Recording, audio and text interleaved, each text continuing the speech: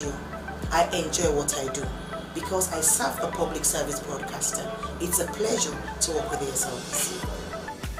I am Kenema, Head of News and Current Affairs Unit, Sierra Leone Broadcasting Corporation. Our news hour now covers several segments. We have entertainment, business, weather, sports, ferry schedule, and human interest stories, not forgetting politics. We are doing all that to keep you people posted on what's happening all over the country. Thanks for being with us at Slbc. Keep blue. We are the best.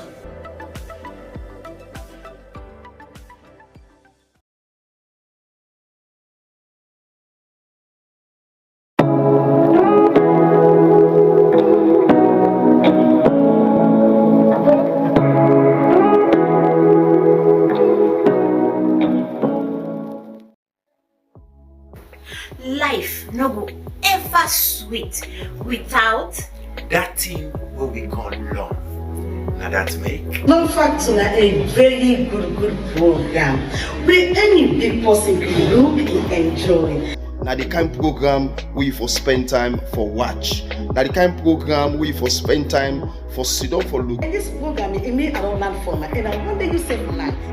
The Love Factor show is about family, love, counseling, relationship. We build and maintain relationship. This is a program we dey counsel you for let you know how for deal with your partner, let you know how for settle dispute between you and your heart to heart. well, you do hear it for yourself.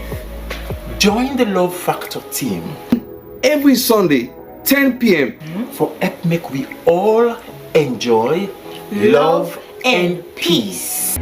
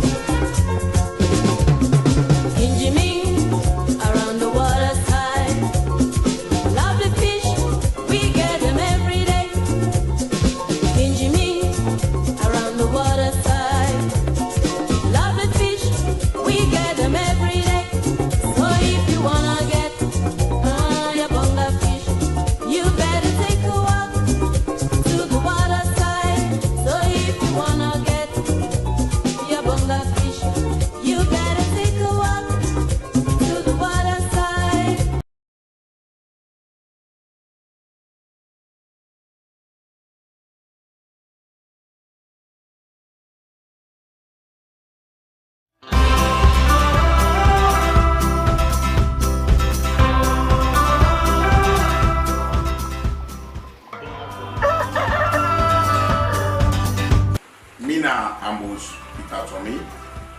Me na the farm manager for Feeding Nation Poultry with the Kenema, Bandama checkpoint in the village. This poultry we don't start for 12 years now, and I get a capacity of 30,000, but presently I get about 7,000 for them with it, and they own and layers. Then the egg with them they lay.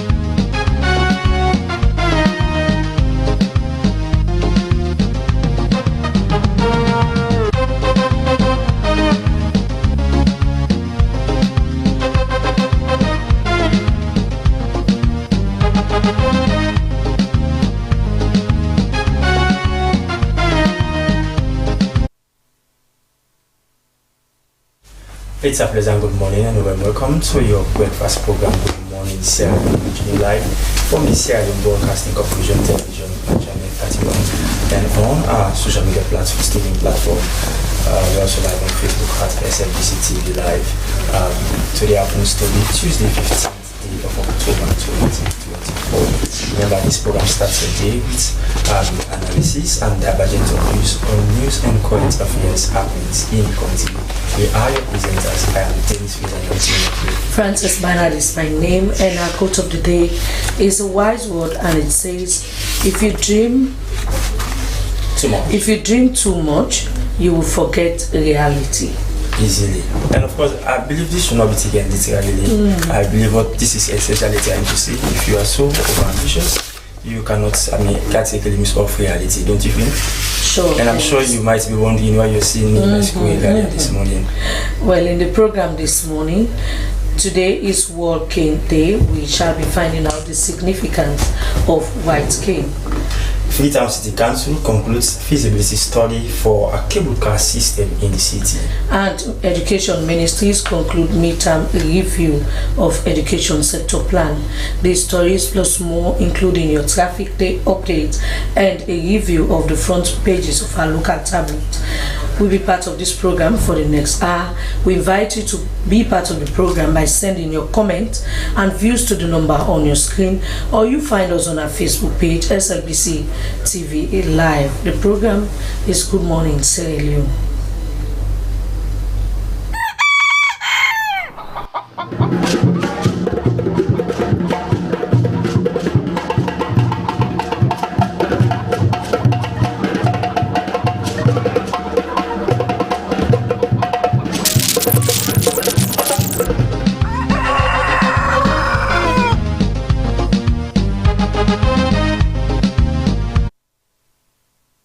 Welcome back. The program is Good Morning Sierra Leone, and as always, we always encourage your views and comments on the issues we discuss here. Therefore, you are encouraged to send your messages to the number on your screen, or you follow us on our Facebook page, Slbc TV Live, and on all other social media handles.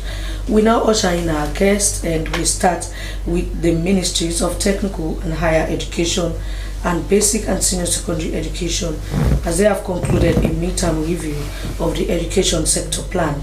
The document, which is geared towards guiding the education system in the country, was launched in 2022 and will end in 2026. The coordinator of Civil Rights Coalition, Alfonso Mali, participated in the review process, and he's here with us in the studios. Good morning.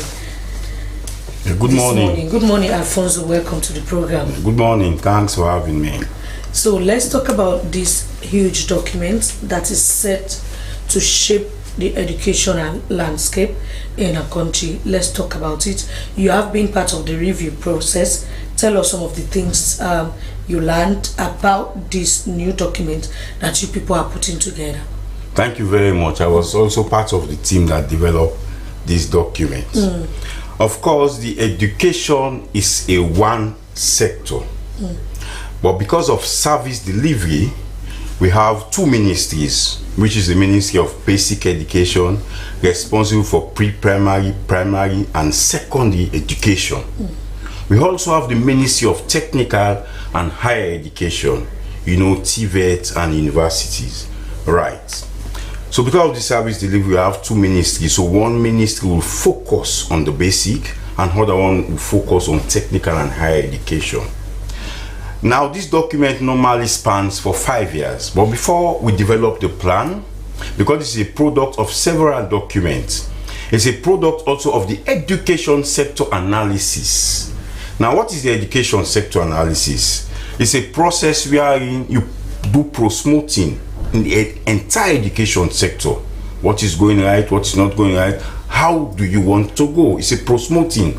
And to provide solution to this education sector analysis finding, we develop what is called the education sector plan. In this one, it spans for 5 years, 2022 to 2026, with the theme transforming learning for all, with 9 core objectives. And those 9 core objectives, in the review process, we look at key indicators and we measure performance. So now let's look at some of these key indicators you are talking about. I would just want to run through some of the objectives, so Okay. put this into context. Okay, go ahead. Good. Now, the first one says strengthen instructional core.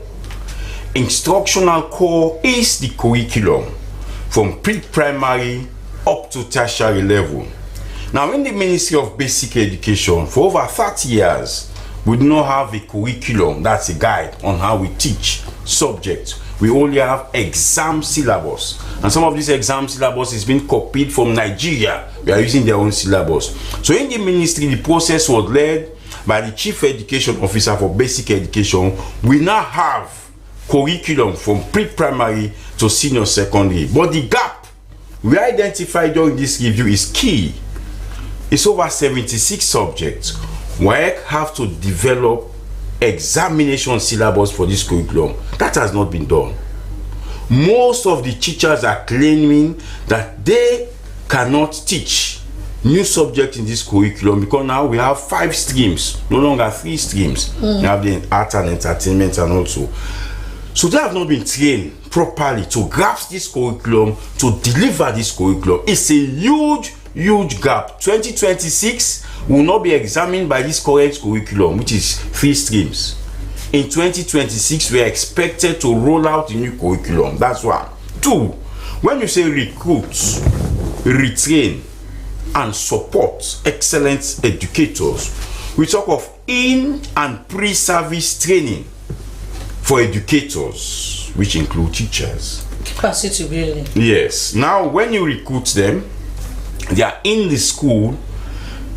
On periodic basis, they should receive in-service training, especially with regards to the pedagogy, the method in which you teach, to ensure when you are in the classroom, you teach with a lesson plan, you have a scheme of work, and you follow through in terms of classroom management, so you bring innovation in teaching. So this is what the second objective is also. Okay, you have to reduce gender and other disparity in education access, experience, and outcome. You can agree with me. For the past 4 or 5 exams, the girl child, I think proud of you also, Francis, you have been leading the girl child. We also look at objective 7, which is so key, and I want to dwell on objective 7 and objective 9. Eliminate all forms of corruption in education. That is where we have examination malpractices. Yes, in this document, it actually explains forms of education malpractices ranging from examination malpractice, extortion of parents, sex for grading, both the basic and higher education. It's clearly spelled out in this document. Now, We have the use of data and technology to aid the ministry to eliminate corruption in education. One of the success we have in this plan, for instance, this current WAS we're going to have in 2025, the process have started. Before now, you will submit Beke results to the ministry. The ministry will check those results manually. Well, it's 100,000, 200,000 candidates, it will be checked manually. And in checking them manually, pupils who have not passed Beke have been writing the WAS examination, which is contrary to the Education Act 2023. Before you write the WAS examination, you must have passed 5 core subjects, your Beke examination, including English or mathematics. So to tackle that issue of corruption, the ministry brought in technology. So now when you send in the results, WAEC will also forward soft copy to the ministry. They will match them. So the ministry find out that one index number or one code, they will use it for 80-90 kids because that index number passed the Beke exam. So they will shift at them. So when you combine the issue of eliminating corruption and the use of technology, the ministry is doing excellently well in that direction. So this is why they will come and complain, hey, open Taswa. No, because we are now using technology. Right. You will not bring in those candidates that are not eligible to write the examination. So what we did... Alfonso, before you make your point, I've been listening to you with very rapt attention as you make those building blocks that are really the foundation for sustainable learning in the country. But from the sector plan you outlined, it's like premium has been placed more on basic education more than you talk about technical or higher education. But not also to dispute the fact that you're going to clarify that. What I wanted to know is, I'm talking about corruption in education. What are some of the mechanisms that we are really pinpointed in that sector plan? Thank you very much. Let me answer the first question. Good. In my statement, I think you got it from my statement because SLBC was present. I stated very clearly that the Ministry of Technical and Higher Education doesn't seem to be following this plan. And if you look at this plan, the forward, right, in this plan was signed by 2 ministers. That's it. Dr. David Moina Senge, who is now the Chief Minister, and the former minister, Dr. Alpha Etiwuri. All of this objective we have here should cut across. I notice that the Ministry of Technical and Higher Education have their own plans, the way they do things. And I stated it very clearly. I said, it is wrong. You know, we have the basket fund in tune to about 90 or $100 million now, the FEPS project, which is supporting this plan excellently well. I will dwell on that. Now, if you want to garner support for education when you move out of this country, you don't need to explain. What you need to do is to present the plan, because this plan also is well costed. Right, is to present the plan. So I think the very good ideas the current minister have, Minister Wuri, who is a very proactive woman, he has very beautiful plan. We must factor them in here for her to get support, because donors only recognized what is in the education plan for them to support. So in answering your question, let me just answer it that way. Now, you asked about eliminating corruption in education. What does the document say about it? Okay. In this document, they cited the Teacher Code of Conduct. Okay. In the Teacher Code of Conduct, we have 7 principles in the Teacher Code of Conduct that's supposed to guide the morals of teachers, how they conduct themselves in and out of the classroom.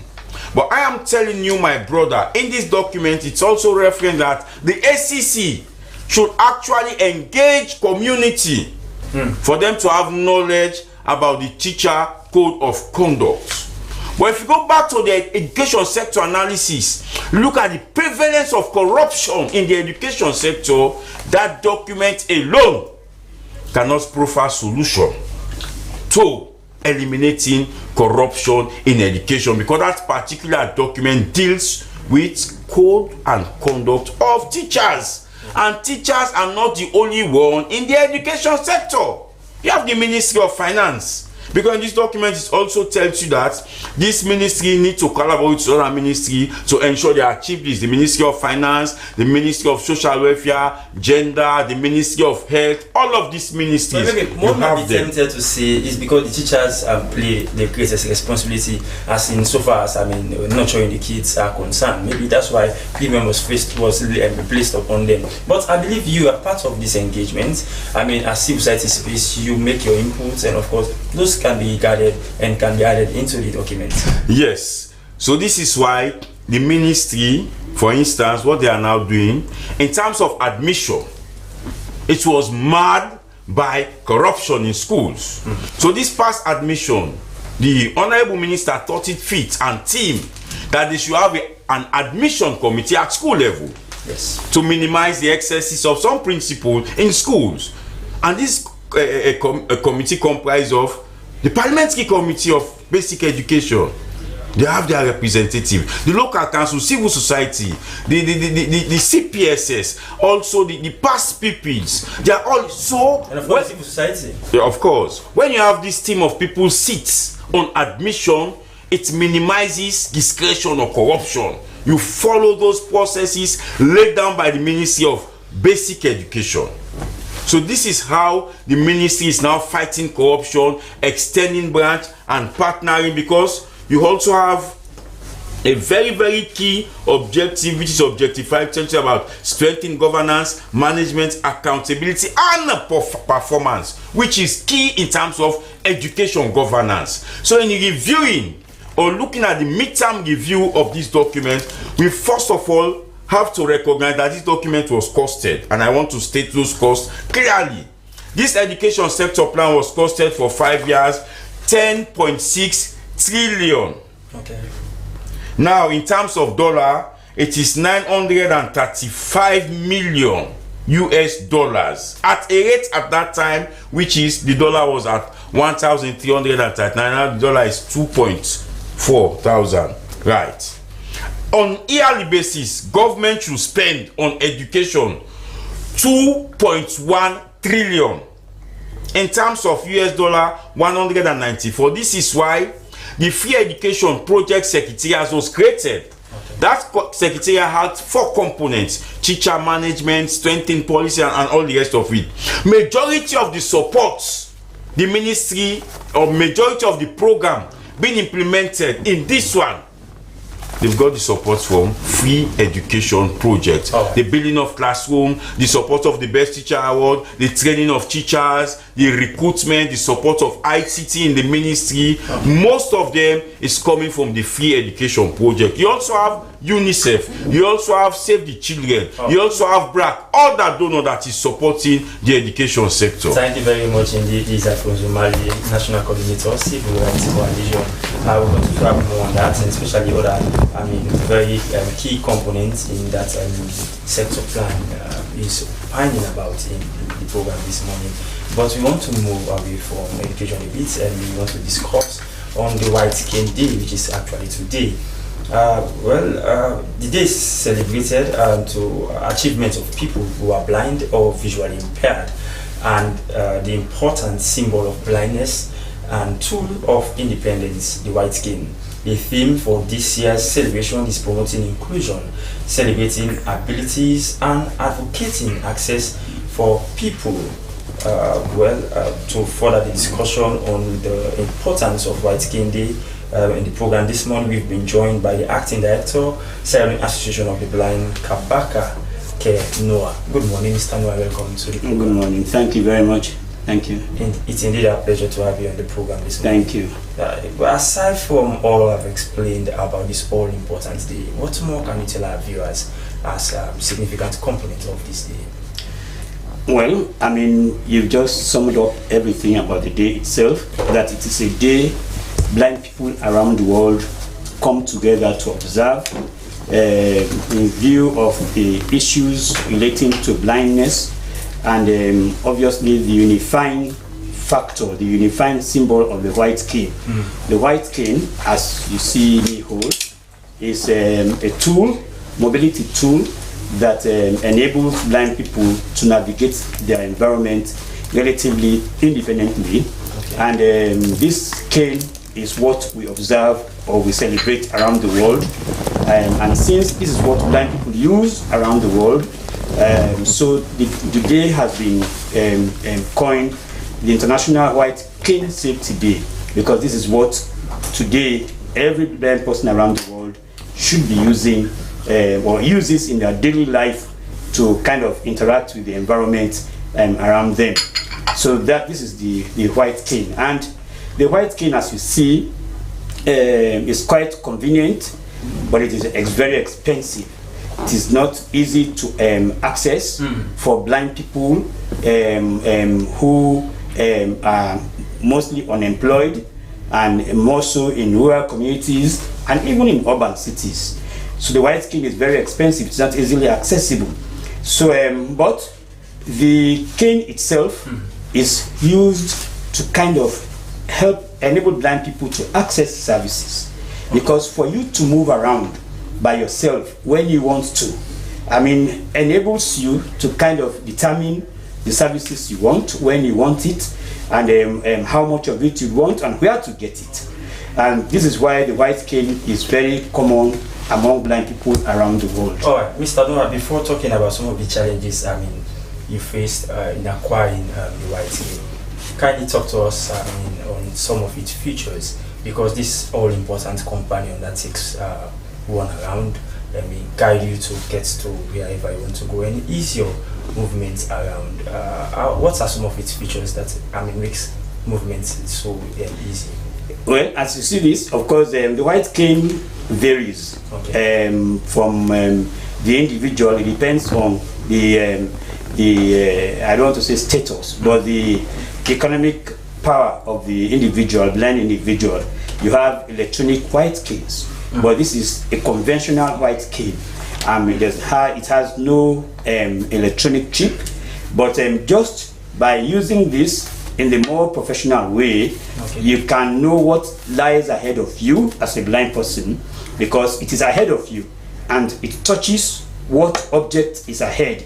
And for instance, as I touch this now, I know exactly.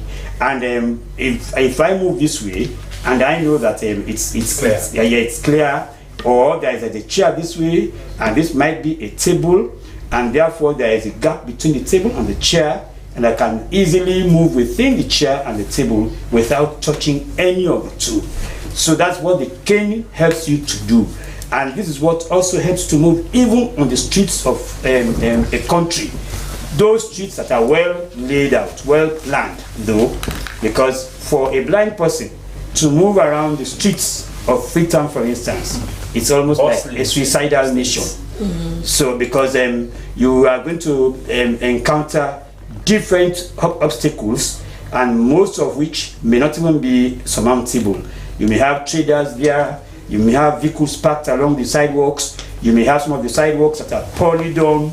So that's why it's not easy for you to find us, to see us blind people move around with white cane by ourselves. If I go to countries like Liberia at some point, or in some places like Wilkinson Road, where you have better sidewalks in some cases, of course, some of them are now broken, you can never predict what you meet along the route. So, Mr. Noah, now that you have said it's expensive and it's really difficult to see the white cane, blind people using the the white cane in Sierra Leone, how is it possible for you to sensitize the public about the importance of the white cane, that if you see the white cane, you know this is a blind person and you have to, if there is a way, you should help out. And also, how is it possible for all to get this white cane? You said it's expensive. That's a very good question. How easy is our public education without the white cane being so common? That is a very good question. Indeed, there are white canes. Many of us use the white canes, but we cannot just we don't easily use the white cane on the streets alone because of the challenges I have just been describing. The streets are made for people like you who are sighted, who are non-disabled, and even for some of you, I hear several times, some of you even get your scraps moving around some of the sidewalks. And so if that happens to you, just know that it is now more or less like a suicidal mission for people who are blind. But we are trying to sensitize the communities about white cane, and this is very common up country. And in up country, the rural communities are better laid out. Some of them are natural scenes that blind people move around from village to village using the white cane. So it's easy to sensitize in those areas where the white canes are quite easily available. But for us here, our sensitization has been mostly limited to like the radio, the television, or in our own areas where we live, in our offices, in our schools, where we are. That is where we limit the sensitization, because if we do not do that now, nobody would even hear about the white cane. Okay. But it is expensive, yes, of course, and most of the canes we have are donations. We are happy to again announce and to acknowledge the support of the Ministry of Health, which for the past 3 years now has been donating white canes, and they've now donated out about more than 650 white canes to blind people in this country. All right. They are the very first government agency that has done so to blind people in this country. Thank you very much, Mr. Donald. Continue to stay with us. We'll definitely come back to you to talk about activities, if any, lined up for this year's celebration. Now we continue with the program and we go to something else. The Freetown City Council has concluded a feasibility study for a cable car system in the city. The study, funded by the C40 Cities Finance Facility, was conducted over a period of 24 months in collaboration with German International Corporation GIZ and the Freetown City Council. The proposed cable car system aims to transform Freetown, improve the quality of life for citizens, and promote sustainable urban mobility. Well, in the studios this morning we have engineer Simon Johnson. He is the senior project advisor, Freetown Cable Car Project. Good morning, Mr. Johnson. Welcome to the program. Yeah, good morning. Thanks for having me. So, first of all, you need to let the public know what this Freetown, this cable car system is. How is it going to work? You need to let us know. Okay. Just picture a cable car is a system that has stations that allows people to board the cable cars. Then upon the cable car leaving the station, it has towers. Look at it like these electricity towers that you see that carry power lines. Yeah, power lines. Yes, these power poles, these big ones like the Bumbuna transmission lines. Yes, but it is more sturdy and more robust. So you have like a line coming from the station at ground level or at a height that the car will be attached to. So the car will follow that line, climb up to the height of the tower, and move from tower to tower along those lines. That is how the cable car works. And when it wants to go to the next station, it comes down again to ground level or at the station level. You drop passengers. Drops passengers and picks up. But you have multiple cars, not just one car. You have like every maybe 5 seconds of 1 minute, there's a car coming at the station. For this project, we have about 150 cars that will be attached to the whole project. So that's how the cable car, that's how this sounds that sounds very much interesting. Interesting and complex. And with the issue of traffic in Freetown, I think that's a very good one, if only you guys are able to implement it effectively. So now that you've launched it, when are we going to start? When will we start seeing these cars moving around? Okay, before we get to that point, it's nice for us to know why we need a cable car in the first place. Yes, as you mentioned, traffic in Freetown.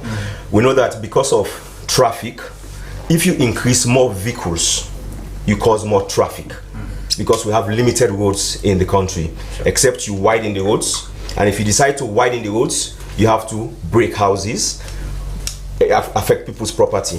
So that's why Freetown City Council, in connection with C40's finance facility, sought to look at a way of providing additional transportation for people with minimal adverse effect to the environment, the built environment as it is.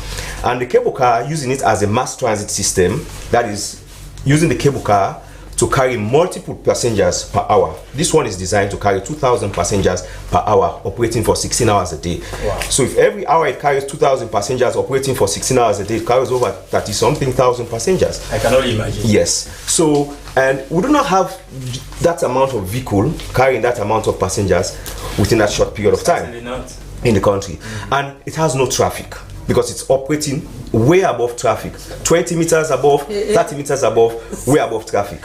And you have, it's efficient because it carries 2,000 passengers per hour. It is clean in terms of carbon emission because it's going to be primarily run on renewable energy, battery powered, solar powered, and it is going to be affordable. As per our analysis for now, it's going to cost like 9 leons to 16 leons to use the cable car, depending on the station that you're going to come down at. And also, it's going to be very reliable because there's no traffic jam using the cable car. Currently, safety. We have, it is safety. Yeah, we are safety. Safety. Quickly, Engineer Simon, you see, if one of our guests is becoming so anxious to know how is really this going to work, because you're talking about the airspace.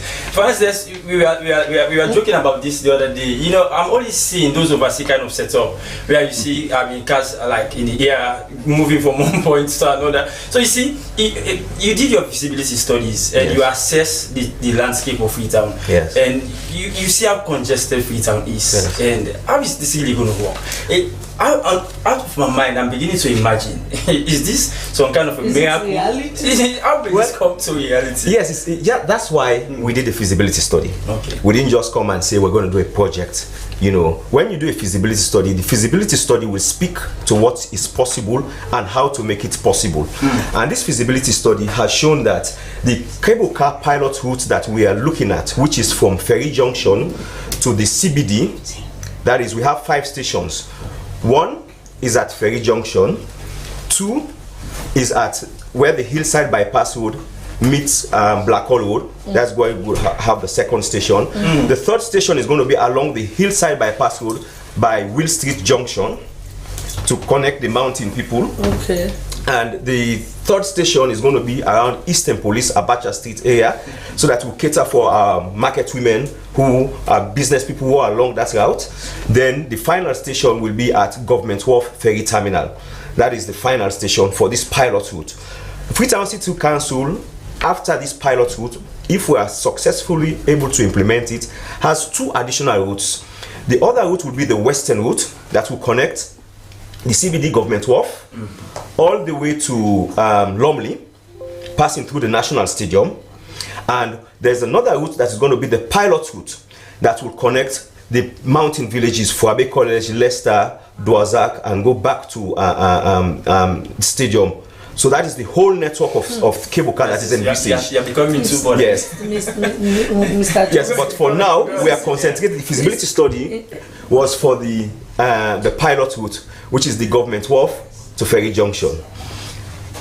So, engineer, this sounds very complex, but I know with technology it's possible. You would definitely be able to do it.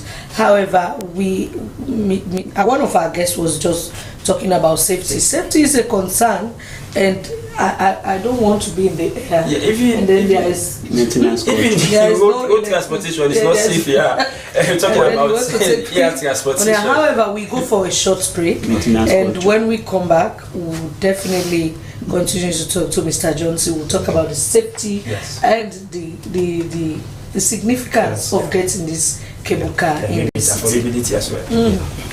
As a mother of the house, whenever I want to prepare palm soup, there's no need pounding palm fruit. All I need is Nkulenu's Ghana's original palm soup base. My soup is done, and its preparation, it is not difficult at all. Nkulenu palm soup base, it's easily done with no difficulties. Just take few ladles and your soup is done. And its flavor, it's amazing. This is Nkulenu's Ghana's original palm soup base. And this is Nkulenu's Ghana's original spiced palm soup base. Iron fruit and turkey berries are naturally added. Also available brown gold natural cocoa powder, sunny gold brown sugar, meat fufu flour, shito, pisa, and moringa. All All available at Nyami Ado Enterprise, 1 Lower Waterloo Street, Freetown. Inkulenu Palm Soup Base. Ghanaian original taste.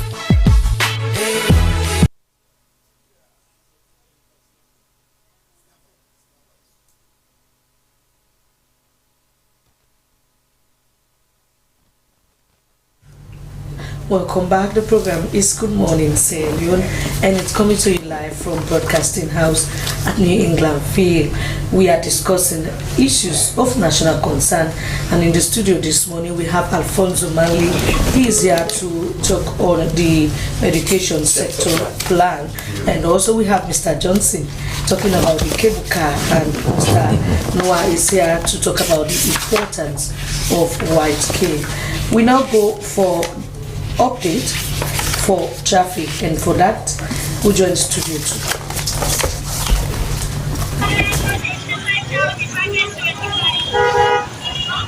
I am presently at Joy Junction. As of where I'm standing, it's a roundabout to Grafton Regent Highway, Freetown Highway, and also Waterloo Highway. As you can see, the traffic is coming from the Waterloo Highway. People are rushing, going about their own businesses. Some are taking their children to schools. Some are doing their businesses. Some are rushing to go to their business places. As of where the camera is facing, is the Waterloo Highway. Children are going to school. There are so many people out here rushing and running to go to their different business places. Some are going to work. Some are taking their children to school. There is a little bit traffic. Police officers are doing their best trying to control the traffic, and also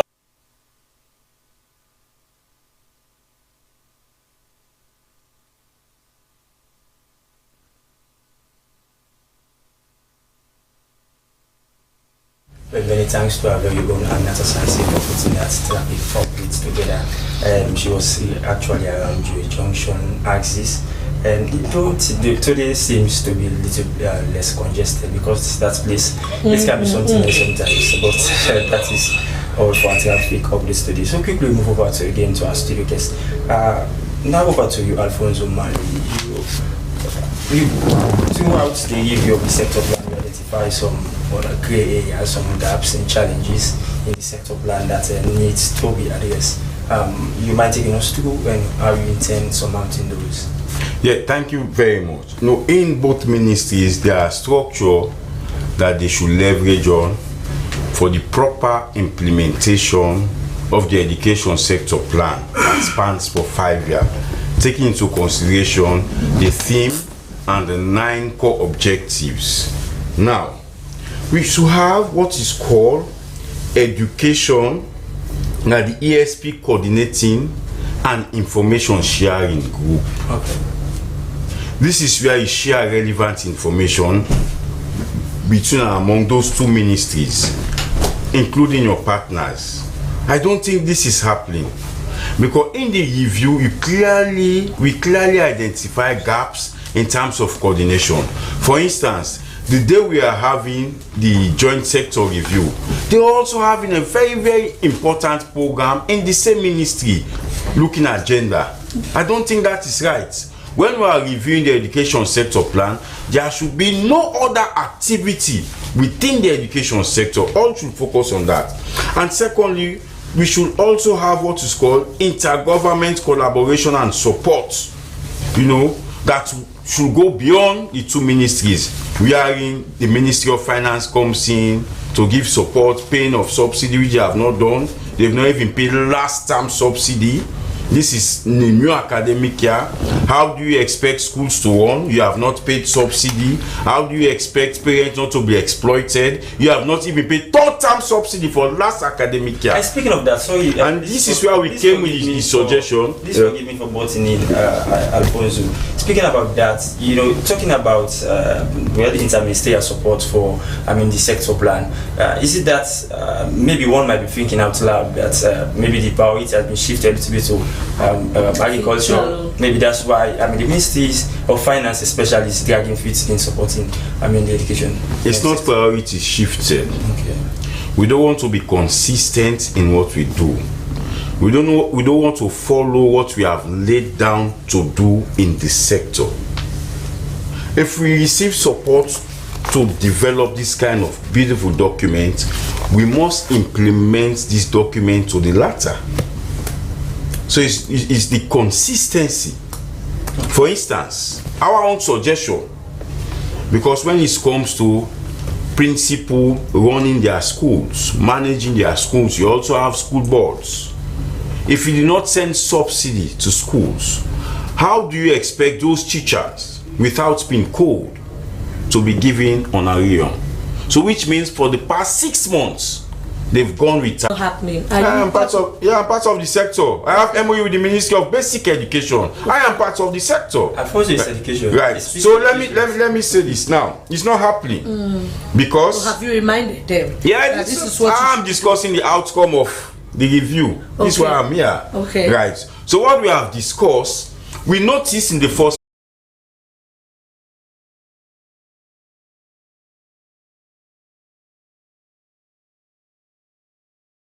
been called. But interministerial, it will explain. It's not so contingent only for education. It covers all. No, this is one is for education. Okay. This is in the education sector plan. Okay. Right.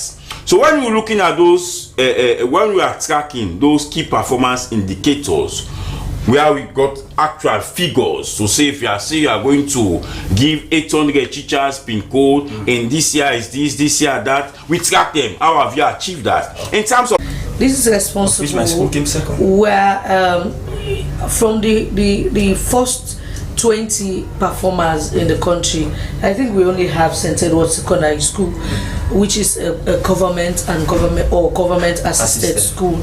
The rest is from the private school. Even the top 20 schools, the top 14 schools in the country, there is no government school among them. Do you think this is responsible for that? Yeah, maybe these are the yes. This problem was identified when we had the education sector analysis. Early reading, graduates EGRA and EGMA, mathematics and English. It's called learning poverty. Pupils from P1 to P4, some of them cannot identify, some of them cannot read clearly. So we have that learning poverty. This is why the Global Education Partnership Fund that fund is to support what is called foundational learning. And in this education sector plan, the previous one, you have pre-primary and primary as one. Okay. This one, they treated pre-primary alone and primary alone. Okay. So I am saying, if you have developed curriculum, let's roll it out. If you have spent about 11 billions because of the carelessness and omission of some principal, they have to pay private works. For some people, it's 11 billion. So if you have proper system in place, government will not be spending all of this money. So I am appealing this morning to President Bio. If government know you cannot pay subsidy, you pay subsidy for us. We now go, Dennis, to give you the front pages of our local newspapers. Yes, and so for this front page review, I want to start with Concord Times newspaper, which opens with a banner headline: 2023 elections fiasco. Moral guarantors monitor implementation of National Unity Agreement. Wicked Bank boss honored in Nigeria. 60-year-old wins Dufa's Miss Old is Gold Beauty pageant. Ambassador Cisse engages Sierra Leoneans in UAE. Intensifies amnesty sensitization. All stories you can find on the front page of Concord Times. All right, well, from the Concord Times, we now go to the Independent Observer, and it's hope this on the Independent Observer you have Mr. President, can we talk part 25, and EU provides 200,000 euro for flood victims. You have other stories including Sierra Leone and Egypt sign Fishing Aquaculture Trading Sector Corporation MOU, and more stories including local sport and international sport you find in the Independent Observer. For Premier News, newspaper, it begins with, of course, the last story you just heard from the last headline you read. Egypt's Sierra Leone signed cooperation agreement. EU provides 200,000 euro in humanitarian aid for flood victims. Africa's future depends on you, ex-president tells youth.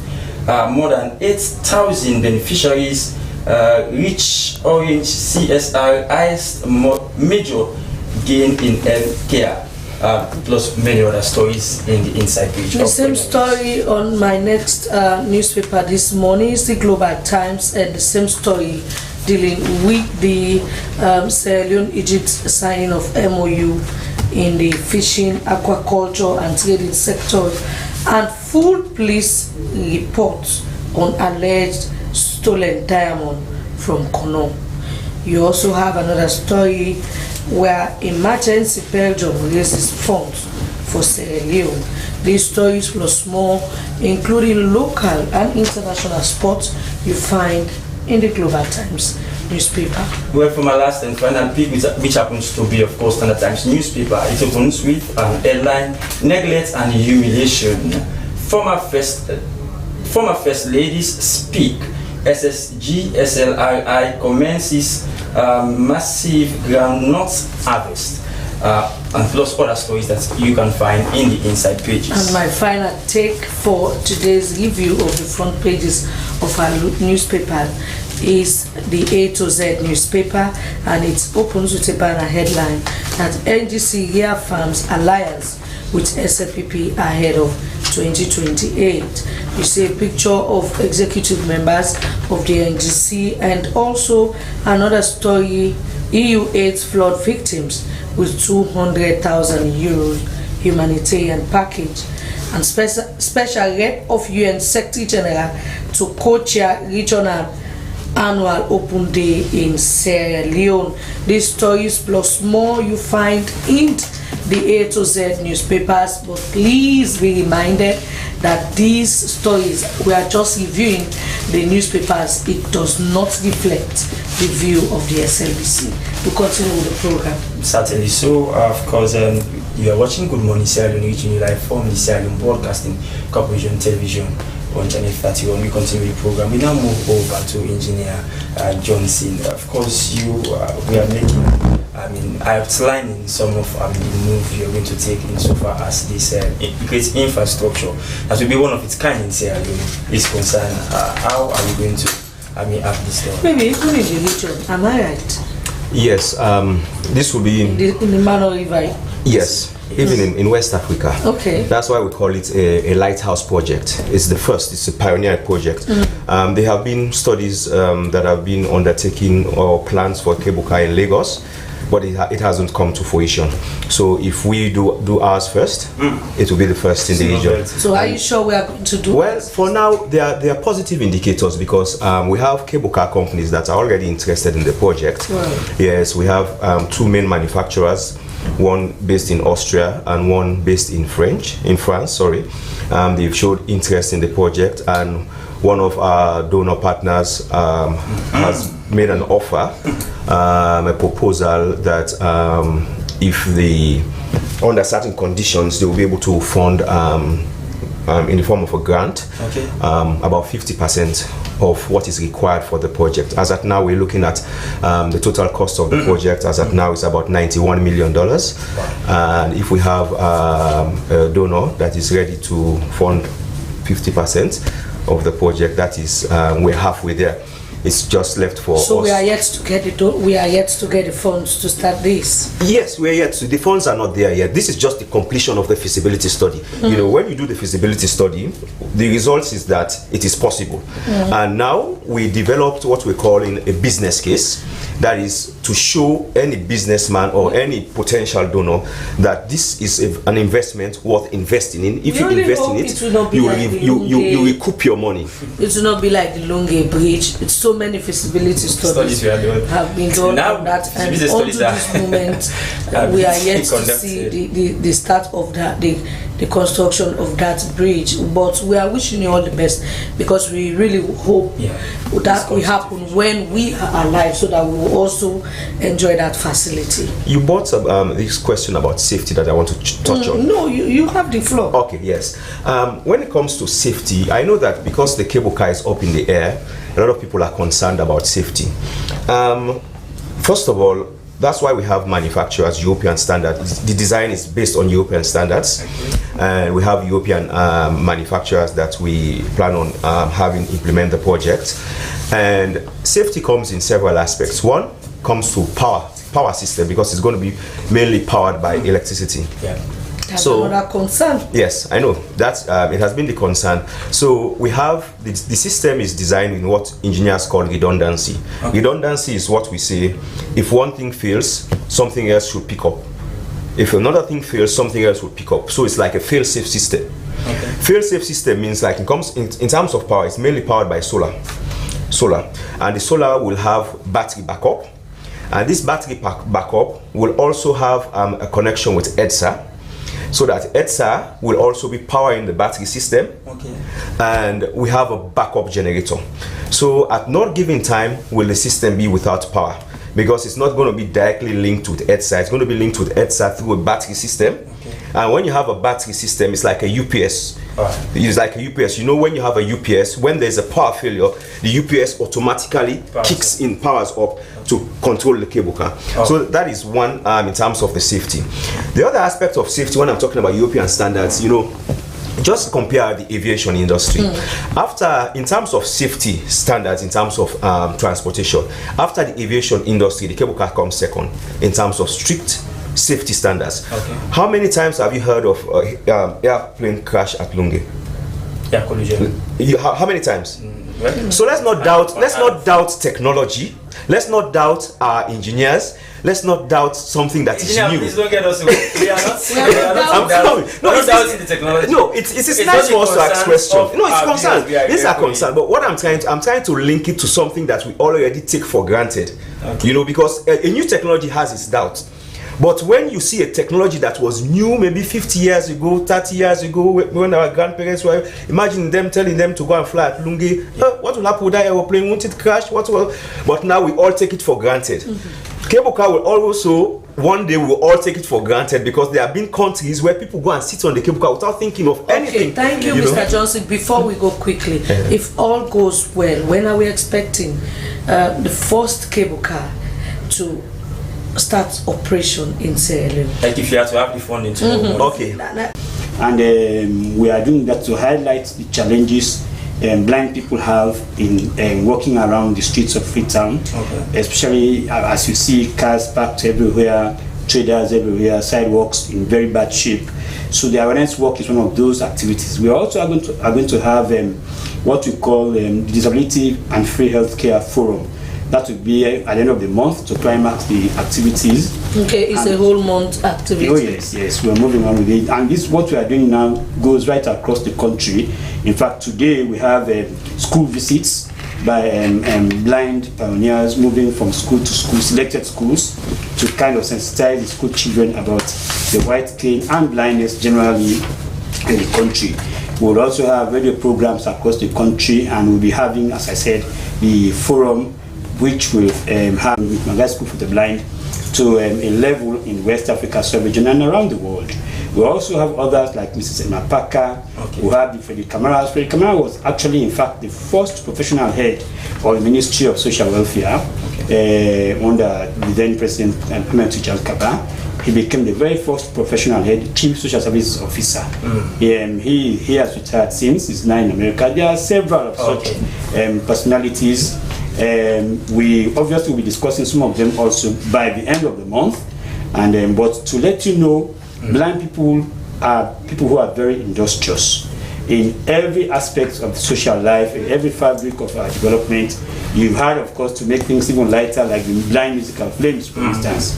Those ones, I'm sure, have now left their own footprints in the musical area in Sierra Leone. Okay. And just recently, one of the teachers who received an award, one of the best teachers in the north, is a blind man, and in the north, in Kabbalah.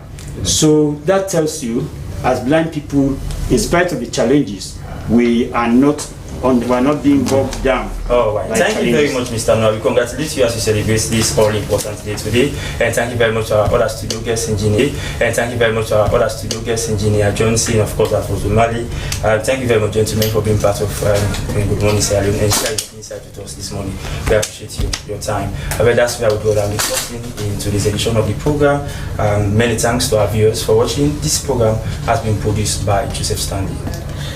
And I am Frances Bernard, and quickly before we go, a reminder of our quote of the day, which is a wise word, and it says, if you drink too much, you will forget reality. Good morning, Sierra Leone returns tomorrow. Keep watching your public broadcaster, the SLBC. Have a lovely and wonderful day. Good morning.